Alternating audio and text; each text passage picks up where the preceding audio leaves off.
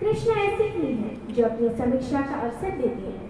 हस्तिनापुर के दरबार में खड़े हुए श्री कृष्ण, जिनकी भगवत्ता के विषय में स्वयं जानते हैं द्रोणाचार्य, स्वयं जानते हैं पितामह भीष्म, स्वयं जानते हैं धृतराष्ट्र, फिर भी वो भ्रम पैदा करते हैं कि मुझसे लड़ा जा सकता है, मुझे बांध सकता है, क्योंकि दुर्योधन को दुर्बुद्धि का संकेत देने की क्रिया भी भगवान की ही है।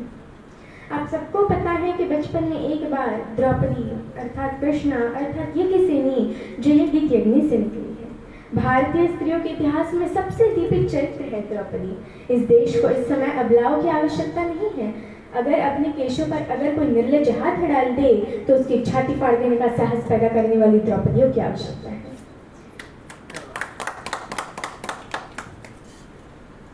भगवान यूं तो शांति लेने गए थे, जब खाना खाने लगे और पांडवों ने कहा, विशेष रूप से युधिष्ठिर ने कहा, माधव मैं युद्ध नहीं चाहता, आप जाना और कहना बस 5 गांव दे दे हम 5 भाइयों को, हम काम चला लेंगे। माधव ने कहा, बड़े भैया जो आपने कहा है वही होगा। लेकिन माधव तो युद्ध ही चाहते थे। माधव चाहते थे कि एक बार निरंकुश शासकों के छोटे छोटे राज्य विगलित हो और एक अखंड विश्व में एक अखंड भारत का निर्माण हो, भारत की एक अखंड श्रृंखला का निर्माण हो। शांति ऐसे नहीं आती। शांति नहीं तब तक जब तक सुखभाग नर का सम हो, नहीं किसी को बहुत अधिक हो, नहीं किसी को कम हो। ये कहा अर्जुन ने, लेकिन युधिष्ठिर ने नहीं मानी, बड़े भैया ने नहीं मानी। ये जो बड़े भैया लोग होते हैं ना, बड़े शांतिपूर्ण होते हैं। शांति शांति शांति। हर घर में कुछ युधिष्ठिरों की आवश्यकता है, लेकिन हर घर में कुछ ऐसे लोगों की आवश्यकता है कि अगर कोई निर्लज कुलवधू की आंचल पर हाथ डालने की कोशिश करे तो बिना बड़े भैया से पूछे अपना गांडीव उठा ले और अपनी गदा उठा ले। ऐसे लोगों की आवश्यकता है। और समय पर अगर ये गांडीव और गदा न उठे तो मान लेना समाज में महाभारत प्रतीक्षा कर रहा है। पृथ्वी लाशों से पटेगी, कोई नहीं रोक सकता।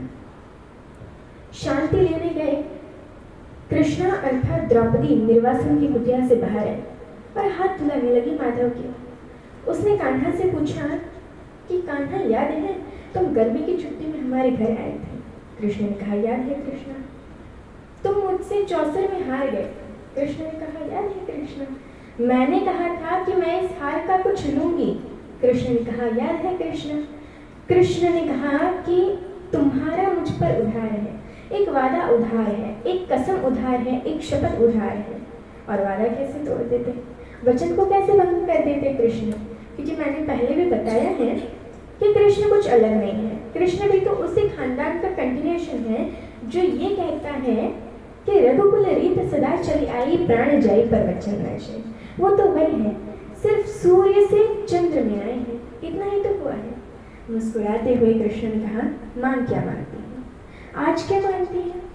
बोले यही तो समय है, हस्तिनापुर क्यों जा रहे हो? कृष्ण ने कहा अरे अंदर बात नहीं सुनी, बड़े भैया कह रहे थे शांति में नहीं जा रहा, जाओ शांति नहीं करो। द्रौपदी ने कहा तुम्हें उस हारी हुई बाजी की शपथ देती हुई युद्ध लेकर लौटना। ये तो कृष्ण को पता ही था कि युद्ध मिलेगा, लेकिन मूढ़ को, पापी को अंतिम समय तक समझाना आवश्यक है ताकि विश्व भर को, समाज को संदेश जा सके कि ये तो पिटने का ही अधिकारी है। दुर्योधन पिटना है, दुर्योधन की मृत्यु तय है, ये तो तय है।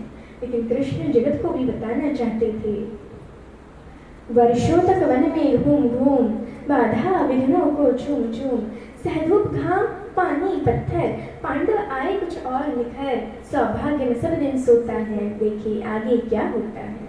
मैत्री की राह दिखाने को, दुर्योधन को समझाने को, सबको सुमार्ग पर लाने को, भीषण विध्वंस बचाने को भगवान हस्तिनापुर आए, पांडव का संदेश आया।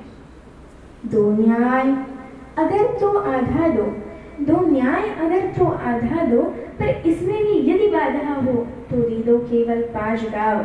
रखो अपनी धरती तमाम, हम वही खुशी से खाएंगे, परिजन पर असे न उठाएंगे। दुर्योधन भय भी दे न सका, आशीष समाज भी ले न सका, उल्टे हरि को बांधने चला। जो था असाध्य साधने चला, जब नाश मनुष्य पर छाता है, पहले विवेक मर जाता है। जब नाश मनुज पर छाता है पहले विवेक मर जाता है।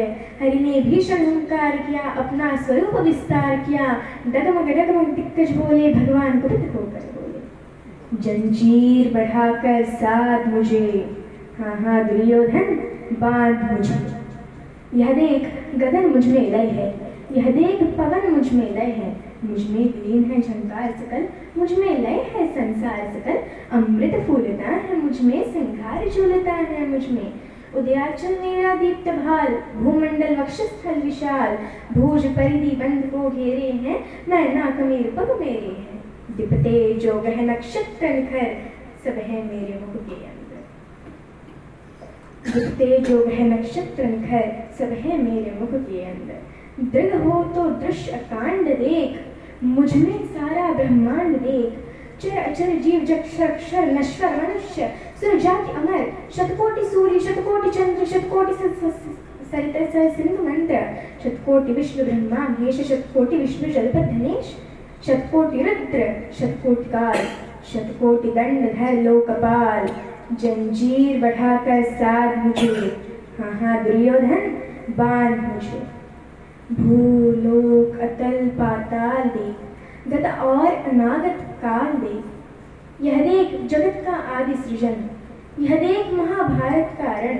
मृतकों से पटी हुई भू है, पहचान कहाँ इसमें तू है। अंबर में कुंतल जाल देख, पद के नीचे पाताल देख, मुट्ठी में तीनों काल देख, मेरा स्वरूप विकराल देख। सब जन्म मुझी से पाते हैं, सब लौट मुझी में आते हैं। जिज्ञासे करती ज्वाल देख, सांसों में पाता जन्म पवन, पड़ जाती मेरी दृष्टि भर, हंसने लगती है सृष्टि भर। मैं जब ही मोदता हूँ लोचन, छा जाता चारों ओर मरण। सवाल देखना, बांधने मुझे तो आया है, जंजीर बड़ी क्या लाया है। यदि मुझे बांधना चाहे मन, पहले तो बांध अनंत गगन। और ये दो पंक्ति भगवान का भरत वाक्य है। सोने को साधन सकता है, सोने को साधन सकता है, वह मुझे बांध कब सकता है। हित वचन नहीं तूने माना, मैत्री का मूल न पहचाना। तोले मैं भी अब जाता हूँ, अंतिम संकल्प सुनाता हूँ। याचना नहीं अवरण होगा, जीवन जय या कि मरण होगा। टकराएंगे नक्षत्र निखर, बरसेगी भू पर वही प्रखर। फणशेष नागता डोलेगा, विकराल काल मुंह खोलेगा। दुर्योधन रण ऐसा होगा, फिर कभी नहीं जैसा होगा।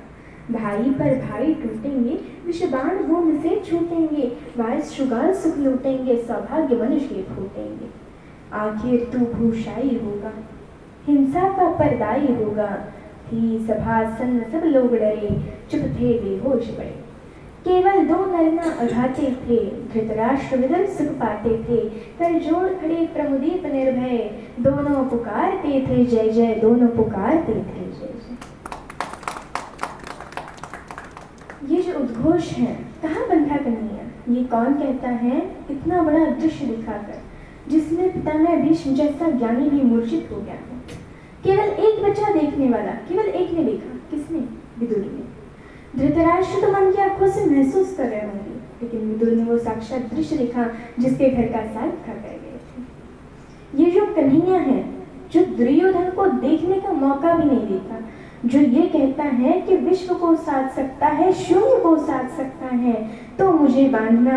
यही कन्हैया यशोदा के आंगन में यमलार्जुन के बीच में रस्सी से बंधा हुआ एक पैर तक रोता रहता है, मैया अब छोड़ दे, अब खाली कर दे, अब नहीं चुराऊंगा। बड़ा हो तो ऐसा और छोटा हो तो ऐसा, इसी का नाम कन्हैया है। धन्यवाद।